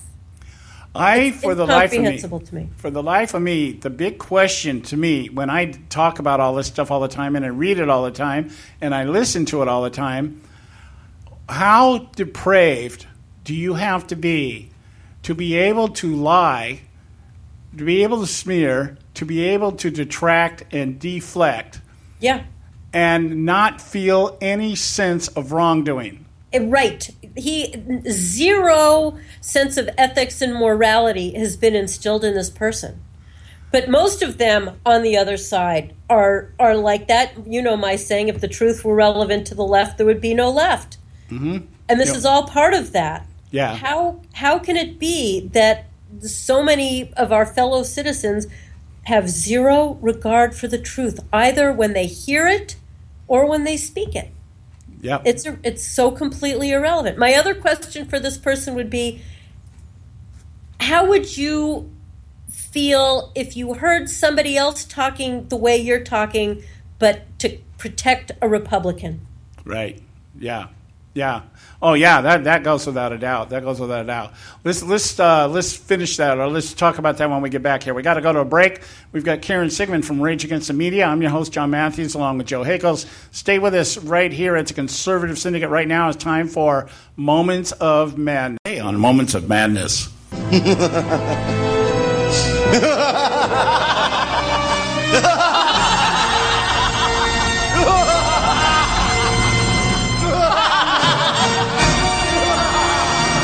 An article posted at Bloomberg by Jonathan Bernstein entitled "The Trump Effect Begins to Hit Congress" illustrates very well that what is at stake in the upcoming 2016 general election is not about the GOP's concern about who they will oppose in the Oval Office, but whether or not they have a majority that allows them to protect their individual posts. Bernstein very accurately points out that whether or not Trump magically transforms into the hybrid conservative moderate formerly known as a rhino, the GOP still stands to lose in those demographics they are working so hard to win over through their continual compromise with Obama's agenda to fundamentally transform the United States of America due to Trump's unwillingness to tone his rhetoric and instead fall in line behind the bonarized yes men that rule today's establishment. But that's not all. While the GOP tries their best to convey all they need to return America to the GOP platform they themselves have dismantled plank by plank is control of the executive branch, it is quite obvious, even if a real conservative like Ted Cruz, himself a member of their most sought-after demographic, should be the last candidate standing, they fear losing the stability that defines the establishment they have worked decades to create in the House and Senate. Here's the madness. The bottom line is, it is not the future of America that is at stake. It's their jobs. The likes of Donald Trump or Ted Cruz in the White House threaten those jobs. Winning to today's GOP elite is more about the individual security that comes from holding the position that equates intelligence and skill with esteem and pay while exhibiting no qualifications for the job whatsoever.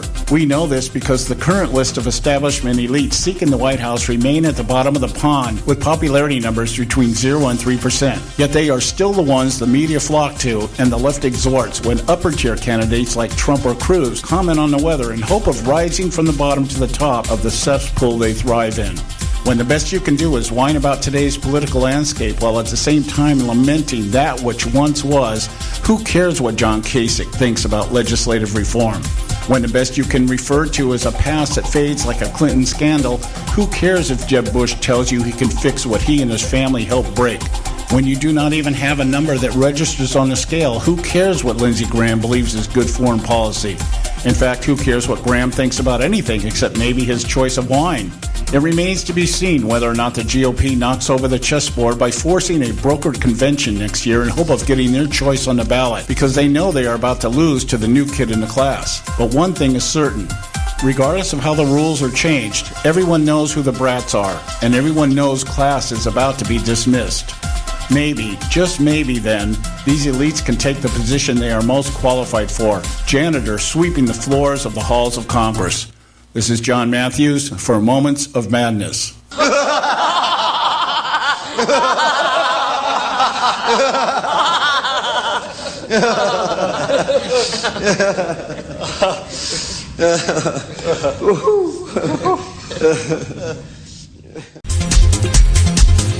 can catch all our archives at theconservativesyndicate.net.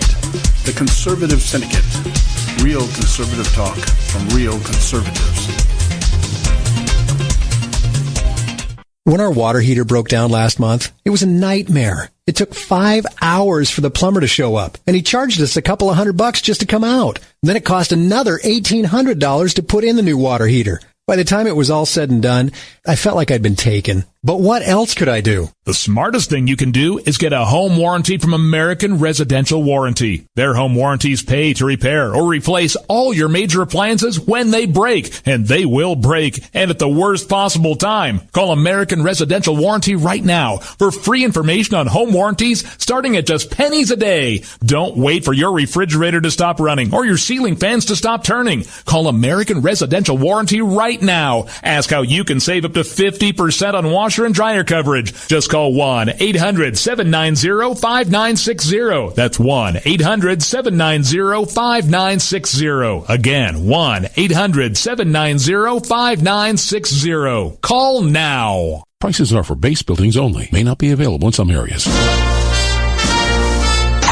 Attention business owners, do you want a stimulus package that really works? Before you spend thousands of dollars more than you should on your next building project, listen to this. General Steel has a stimulus package designed to help you save as much as half the cost of conventional construction on your next building. As much as half. That's right. General Steel can save you thousands of dollars with a pre-engineered steel building designed for your business or church. How about a 50 by 100 foot building for under $30,000? So don't pay thousands more than you should without calling General Steel first and save as much as half the cost and time of conventional construction. With the projected demand for steel in Japan and China, prices may be skyrocketing. 877-927-3360. 877-927-3360. 877-927-3360.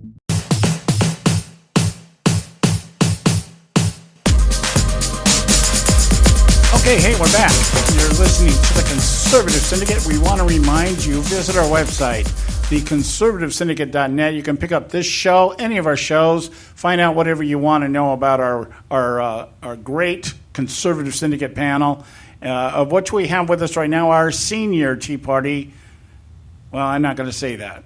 I am still having flashbacks on our interview with Michael Smith the first hour. We talked about the Tea Party in some aspects. Our senior Conservative Syndicate panel member, Karen Sigmund from Rage Against the Media. And back to your commentary on 13 Hours.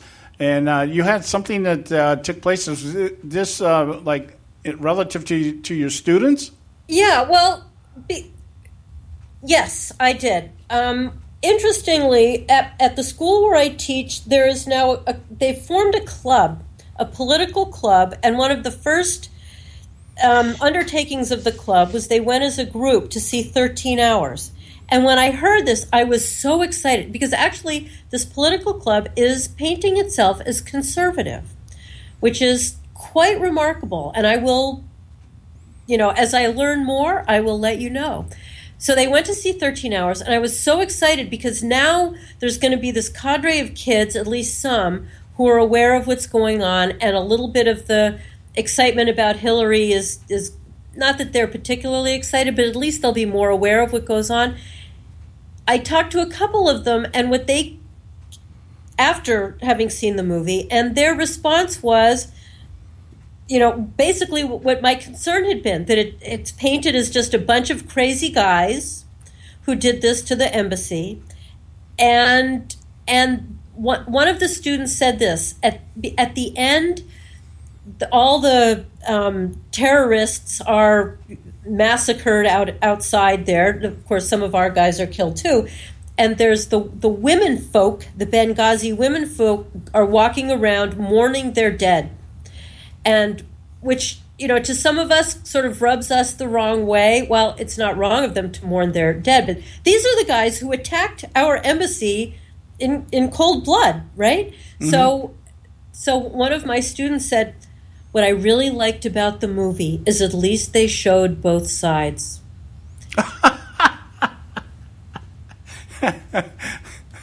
That's when you want to kind of slap them upside the head and say, you just saw both sides. It was so unbelievably maddening because from the beginning, with both sides, that the Benghazians felt that we shouldn't have been there at all. We should have let them run their own country. Nothing to do with why we were actually there, but that the attack was just because we were there. So it showed both sides of why they attacked. Again, nothing to do with Islam. And then that they showed that they mourned their dead as we mourn ours. Was so outrageous. To me, I was thunderstruck. Well, given that I was really excited that this movie would open the door to conversation, but it really didn't, because now I have to fight my way back. And it's harder to fight your way back out of a Hollywood dramatization where it says these events really happened. And there's no doubt they really happened. They just left out the other things that really happened in even more of a damaging way, in my opinion, than the biased news stories. Because now this is just part of, right, with one of my mantras is what everybody knows is wrong. Everything that everybody knows about Benghazi, earlier on was this YouTube video and so on. And now what everybody's going to know is it was the CIA that screwed it all up. And it's very, very hard to fight when everybody knows something because they saw it either on the news, they know it because it was on the news, George Zimmerman, hands up, don't shoot, whatever. It's what everybody knows. And now it's in a big Hollywood movie. Now what everybody knows is Hillary is still innocent. Well, from my perspective, and just two quick comments on this. From what you just said, I not having seen the movie, did it seem to you that perhaps it was more about glorifying the fighting itself than the motivation behind the fighting? I mean, did you get the feeling you were watching a video game? No. And I thought that aspect of it was stellar. There was much of it that was absolutely great. I think the purpose of it was a handful of survivors, these three survivors, had written this book. And so in large part, this book was to honor their buddies. And so I get that.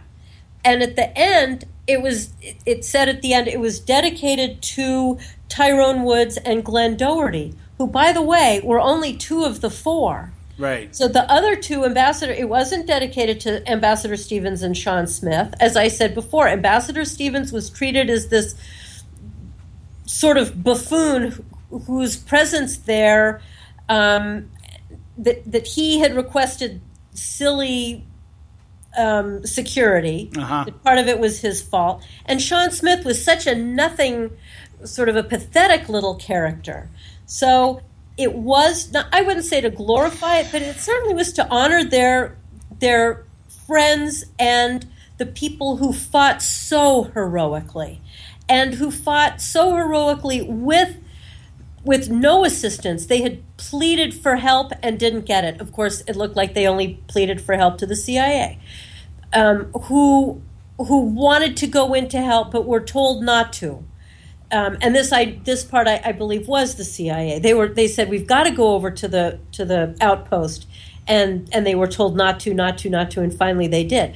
So it portrayed so beautifully these men's valor and the horrific conditions of Benghazi anyway, and that we shouldn't have, the idea that anybody said no to increased security on September 11th is so insane, but that they never indicated who it was who had said no. Right. But in terms of conveying the chaos of war, it was terrific. It was terrific. And these men, all of the ones who lived, the ones who died, were absolute heroes. But I did not walk away feeling any good thoughts about Ambassador Stevens or Sean Smith. And I think that is wrong. Well, I'll tell you from my perspective, again, just based on what you're telling me, I would be almost ecstatic knowing that I now have a room full of kids who have been told the wrong thing. I mean, I would capitalize on that so much. I'd be like, the first thing I'd want to do is I'd capitalize on Hollywood. I'd be saying, now, how much of this do you think is manufactured by Hollywood? And, you want to talk about both sides of the story. What do you think both sides of the story are? You know, what gives you any indication that what was displayed in this movie was non-biased or non-objective? Right. I would play that up. I'd be in there, I'd be like, okay, you explain to me what you think happened. When you watch this, what do you think happened? And then I'd be like, okay, here's your assignment for tomorrow.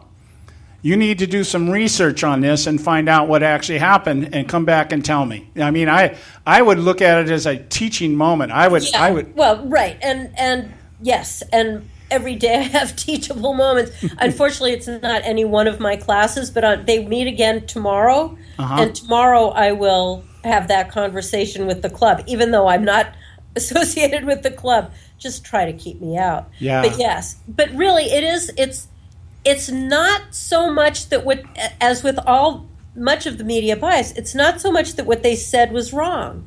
It's that they left out other parts that make it look different. It's like the Titanic movie, but leaving out the iceberg. We didn't want to show the iceberg. The rest of it could be perfectly true. There's a hole in the ship and it went down. But if you don't, yeah, right? So it's very, very difficult to.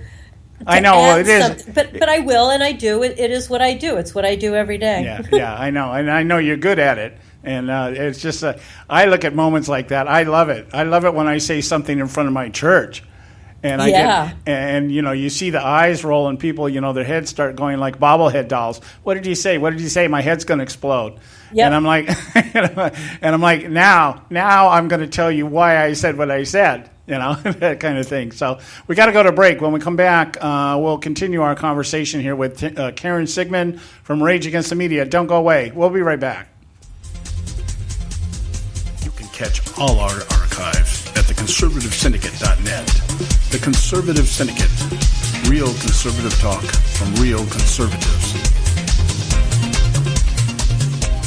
Term life insurance. It can be a powerful way to protect your assets and your family. You work hard to earn and save your money to build a nest egg for the future. Don't let it get wiped out because you didn't plan ahead. Take the time now and make a small investment in $500,000 or more in quality term life insurance. Call the Term Lifeline and let us shop the best companies to give you the lowest rates. We specialize in policies of $500,000 and above. Ask about some of our 10 and 20-year fixed rate plans with guaranteed rates. Call the Term Lifeline right now for your free insurance quote. 800-870-3609. 800-870-3609. You owe it to yourself to protect your family and your assets. Make term life insurance part of that plan. Call the Term Lifeline right now. 800-870-3609. 800-870-3609.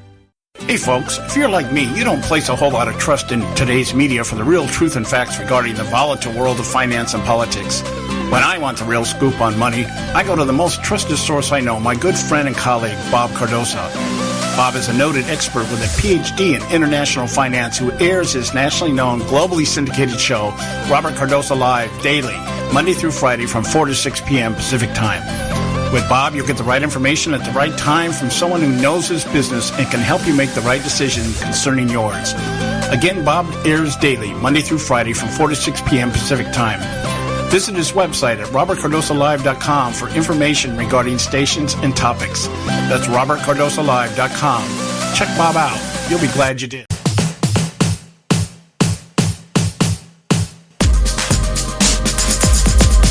And we're back, and you're listening to the Conservative Syndicate, Real Conservative Talk from Real Conservatives. I'm your host, John Matthews, along with my co-host, Joe Hakos, and we have with us Karen Sigmund from Rage Against the Media doing her weekly segment with us. Karen, I want to jump into another topic here. We were it's kind of along the same line, but not the movie. but the concept or the topic on which the movie is about. We were talking earlier about the situation with Hillary and her emails and the State Department trying to slough this off and trying to detract or deflect whatever part they had to play in this, whatever strategy is taking place right now. One of the things I had been floating and have been floating for quite a while here, and it even pertains to the Benghazi situation, is the involvement of Barack Obama in all of this. And, you know, a lot of attention is being paid to Hillary, and probably rightfully so. But Hillary worked for somebody else. She had a superior to whom she was supposed to be answering to. And one of the things that Joe brought up yesterday, he used the phrase several times during our conversation yesterday, is that all this news about her emails is coming out in what they call a drip, drip, drip. It's not all coming out at one time. It's coming out little pieces, piecemeal, piece here, piece there.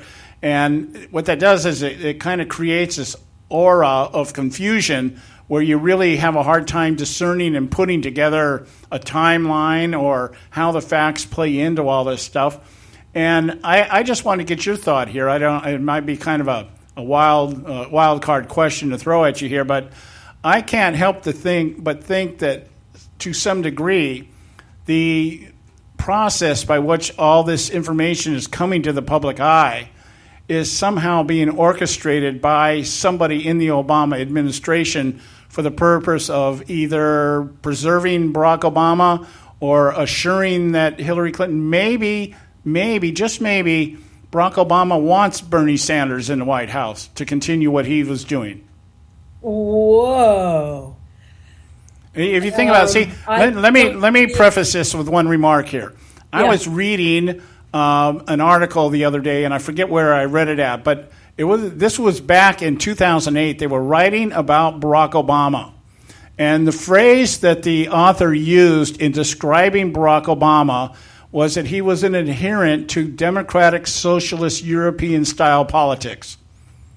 Yes. Now, okay, so that phrase hit me, and I went, well, Bernie Sanders tells us he's a democratic socialist. He wants single-payer health care system. Obama wants that. That's the whole purpose of Obamacare, is to implode our system and bring about Medicare on steroids, that kind of thing. And I started thinking, maybe Barack Obama actually wants Bernie Sanders in the White House. What do you think? Well, that's an interesting point. It does sort of come down to, though, would Bernie Sanders win over any one of the Republican nominees? Well, I don't know. It's at this point, who's to say? But I think it's pretty well evident that if Hillary does win, she's not really going to try to build on Obama's platform or anything else. She's going to try to some degree, bring it back to a centralist stance, only because it's going to be profitable for her. That's true. I never thought. Well, we all know that he doesn't like her, and she doesn't like him. Yeah. What I've wondered, and I don't think I'm alone in this. Yes, it's drip, drip, drip. I don't know that they've figured out what to do. I think they may be trying to delay it, but it's obviously they're trying to delay it. But at some point, my guess is right now behind the scenes, they're looking at a number of other potential candidates because that, and they're no doubt continuing to apply pressure to not indict her, because the only way for her to not already have been indicted, the only way is for them to have applied pressure. I mean, okay, anybody else, and it would have been dealt with long ago. So they're not. So right now, with all this stuff coming out yes, it's drip, drip, drip, but at the moment. But I think we may see that spigot opening in a major way and soon. Okay, now if we just flush this out soon, so that they can get somebody else in soon. Okay, now I have to ask Joe, because Joe brought something up the other day when I was resurrecting this idea that maybe perhaps they're trying to make a door open for Joe Biden to jump back in. But Joe is pretty knowledgeable on the process, and you were telling us, Joe, there's really no way at this point they could do it because they wouldn't have time to put anybody on the ballot. Is that right? Yeah, I don't see how they're going to be able to do that. You have state election laws in place where you had to have petitions and signatures already filed to be placed on the ballot, and fees to pay. Well, I'm sure the fees to pay is not a problem, but how are you going to get you've already passed the deadlines. So how are you going to do that? I'm sure the first two are passed, but are all the rest passed, do you think? I'm sure there's quite a few that are already passed, and so you're already very, very late in the game. It is. I mean, you're talking. You only have 4 months. Yeah, I mean, if let's just grab a number out of the air here and say every state that's going to be involved in the primary process up to Super Tuesday, that's about a third of the states. And so what do you do there? Do you launch some kind of massive write-in campaign or something? That would not be effective. So that's fit in. When Joe said that to me the other day, I went, well, then the only other thing could be is that they actually want Bernie Sanders in the general election. Now, whether he would win, I don't know. I don't even know who's going to win the primary at this point in time. So, or they wind up with the brokered convention. Well, that's something we've been entertaining here. Are we going to see? Is this going to be the year that we have 2 brokered conventions? Now, if the Dems do that, yes, then you can go ahead and have your Joe Biden candidacy or whatever, because because at the convention, then you're not worried about state election rules or anything. Once you have your little vote about who is supposed to do it, and you don't get it done on whatever rule or the ballot that the Dems have as their rule, then they can go ahead and then they have the brokered convention, and where you have all these little deals being made, and then look, we get we got JFK's bones out of the eternal flame there, so now we're going to prop him up and make him our candidate, which would be foolish because he'd be more like a Republican today anyway. So. Right, but that's still an argument for getting somebody on whatever ballots they could get them on. Well, after the convention, it's all you have to worry about is the general election, and that would happen. Right. Because the general election ballots have not been printed out yet, because that's in November. Nobody knows who the candidate's going to be to go on to November yet. Mm-hmm. Right, but I would think that they would, yes, while it may be Biden, I think they would still want to make sure that at least that the American people's voices are heard at least a little bitty bit. What are you saying? Do you really believe that, Karen? You really believe that, Karen, that they care about the American voice being... No, but I think they want them to feel that they've been okay, all right. No way. They're going to do whatever it is they need to do. If it's a brokered convention on the Dem side, you might see Elizabeth Warren. You can see anybody out there. Yeah. And then you're going to have, who are you going to have as VP? Exactly. And this is all assuming that Hillary is so damaged because she's under indictment? Is that what we're thinking here? Yeah. Well, anyway, I just thought I'd throw that out there as our closing conversation. We're out of time. Very exciting. I love the thought of Hillary being indicted. I'm giving you some little black and white stripes. That's awesome. Yes, I mean, that's a happy thought. Yeah, I'll give you something, Karen, to lay awake tonight and think about. We got just a couple minutes here, Karen. Let people know how they can find Rage Against the Media. RageAgainstTheMedia.org. And on Facebook, Rage Against the Media. We're not too active on Twitter, but you can find us anyway at Media Rage. But the rest is Facebook and our website. Find us and help us. Okay, thanks so much, dear. God bless, and we'll be talking to you tomorrow, guys. We'll be talking about, we're going to be discussing the upcoming Supreme Court has agreed to hear the Obama immigration amnesty thing that has been shut down by the lower courts, and it's worked its way up to Supreme Court. And we're going to talk about that, hopefully in depth, so that you'll understand what's happening in that regard. Like I said, there are real important things going on. It's not all about Sarah Palin and Donald Trump and everybody else that's out there making noise right now. So we'll be back tomorrow. God bless you all, and we'll talk to you tomorrow. Thanks for tuning in to this edition of the Conservative Syndicate, the globally syndicated, politically incorrect talk show that seeks to tear down the imaginary wall of separation between church and state. We want to make you aware you can find and access all of our show archives at our website, theconservativesyndicate.net, as well as our broadcast stations and times. That's the conservativesyndicate.net. We so appreciate you taking time to tune in, and we so look forward to continuing to bring you the best and uncompromised talk radio available on the net today. And remember, folks, it doesn't matter how many times you get knocked down in life. It only matters how many times you get up. I'm John Matthews, signing off until next time, right here on the Conservative Syndicate. God bless you, and may God continue to bless America.